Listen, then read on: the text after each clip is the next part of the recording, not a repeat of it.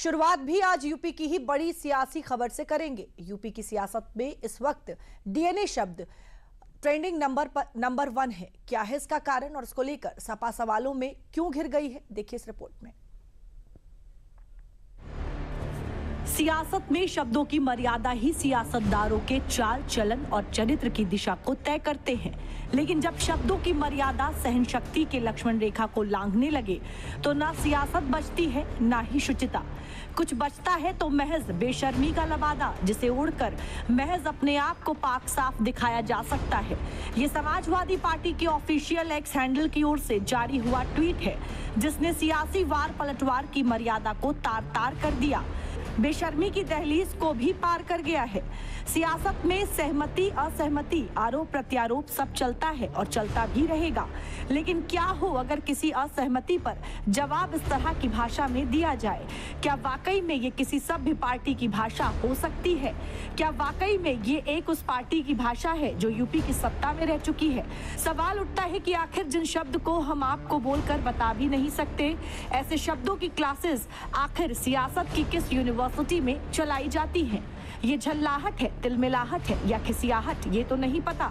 लेकिन किसी भी सियासतदार के लिए इस तरह की भाषा का इस्तेमाल होना किसी भी कोने उचित नहीं ठहराया जा सकता। समाजवादी पार्टी को यूपी के डिप्टी सीएम ब्रजेश पाठक के आरोपों से इस कदर बदहजमी हुई कि जवाब में ऐसा ट्वीट कर डाला। इसलिए इससे महज सवाल ही नहीं, सपा की नीतियों पर उंगली उठती है।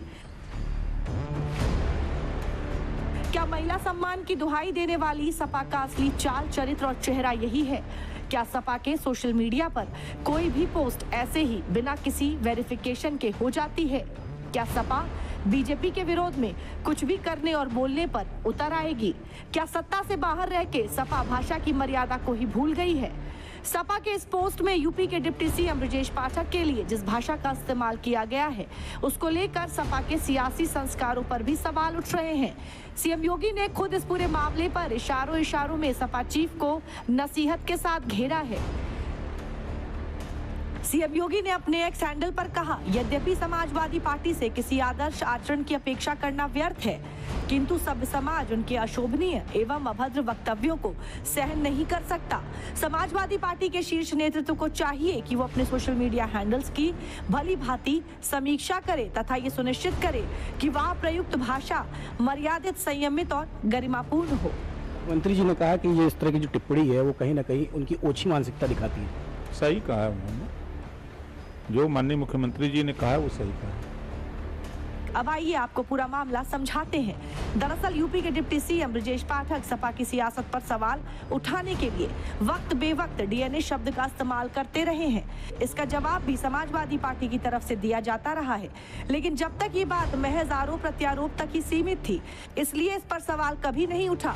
पर शुक्रवार को जब सपा ने अपने ऑफिशियल एक्स हैंडल पर ब्रजेश पाठक को टारगेट करते हुए ये पोस्ट शेयर किया तो इसने सनसनी फैला दी। सभ्य समाज की मर्यादा भी शर्मसार हो गई।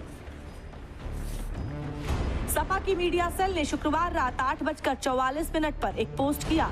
इसमें ब्रजेश पाठक पर निशाना साधते हुए उनके डीएनए पर तंज कसा, जिसके बाद बीजेपी कार्यकर्ताओं में गुस्सा फैल गया। इसके बाद लखनऊ के हजरतगंज थाने में सपा के खिलाफ मुकदमा दर्ज किया गया। इसके बाद समाजवादी पार्टी मीडिया सेल के अकाउंट से विवादित पोस्ट हटाई गई। हालांकि मामला यही नहीं रुका और फिर अखिलेश यादव ने ब्रजेश पाठक को विवादित बयान पर नसीहत देते हुए एक्स पर पोस्ट किया। इसके जवाब में ब्रजेश पाठक ने सपा चीफ को निशाने पर लेते डॉक्टर राम मनोहर लोहिया का जिक्र किया और कहा कि आज की सपा समाजवाद का अर्थ नहीं जानती। जवाबी वार पलटवार का ये दौर यहाँ पर भी नहीं थमा और अखिलेश यादव और ब्रजेश पाठक के बीच सोशल मीडिया पर जुबानी टकरार का सिलसिला चलता रहा। अखिलेश ने 17 मई को एक और ट्वीट करते हुए उस पुराने ट्वीट को डिलीट करने की बात तो कही, लेकिन उनकी भाषा में तनिक भी अफसोस नजर नहीं आ रहा था। न ही इस पोस्ट को लिखने पर किसी कार्रवाई की बात कही, बस आपा खोने का हवाला दिया और इसके लिए भी इशारों में जिम्मेदार ब्रजेश पाठक को ही ठहरा दिया। इसके बाद ब्रजेश पाठक ने भी ट्वीट किया। ब्रजेश पाठक ने अखिलेश पर तंज कसते हुए सपा के लोगों को राम मनोहर लोहिया, जेपी और पंडित जनेश्वर मिश्र के भाषण सुनवाने की सलाह दी। अब जब ये मामला ज्यादा बढ़ा तो डीएनए पॉलिटिक्स की सियासत को लेकर हमारे डीडीयूपी संवाददाता अभिषेक मणि त्रिपाठी ने यूपी सरकार के मंत्री ओम प्रकाश राजभर से बात की। मंत्री जी, ब्रजेश पाठक जी और अखिलेश यादव जी के बीच जो विवाद चल रहा है उसमें बात डीएनए से लेकर अब घर परिवार तक आ गया है, कैसे देखते हैं इस चीज़ को? कि समाजवादी पार्टी जब से सत्ता से बेदखल हुई है तब से ये लोग बहुत से समाजवादी पार्टी के लोगों का मानसिक संतुलन बिगड़ गया है। आप देखते होंगे कि कभी अखिलेश जी को अंबेडकर के रूप में पोस्टर वार करते हैं, तो इनके यहाँ कुछ पोस्टर मैन हैं जो दिन भर सोते हैं और रात को पोस्टर बना के लगा देते हैं, और जब पोस्टर पे छीछा लेदर होती है तो फिर पोस्टर हटा लेते हैं। उसी तरह डीएनए वाले को देखिए, ट्वीट तो किया लेकिन जब उसकी छीछा लेदर होने लगी समाजवादी पार्टी की तो वो भी ट्वीट हटा लिया गया। तो ये समाजवादी पार्टी के लोग कुछ ट्विटर मैन हैं, कुछ पोस्टर मैन हैं, कुछ जादूगर मैन हैं और कुछ बयानबाजी मैन हैं। तो ये तमाम मैन रखे हैं, वो तरह तरह के ये सब करते हैं। ये सत्ता से बेदखल होने के बाद ये लोग घबराए हुए हैं कि हम क्या बोल दें कि जनता खट से हमारे पास आ जाए, पट से सत्ता मिल जाए। हालांकि सपा प्रमुख अखिलेश यादव ने बीजेपी की ओर से उठाए गए सवालों पर पलटवार करते हुए सोशल मीडिया प्लेटफॉर्म एक्स पर एक के बाद एक कई और पोस्ट शेयर किए हैं, लेकिन अखिलेश के इन पोस्टों में रत्ती भर का अफसोस नहीं दिखाई दे रहा।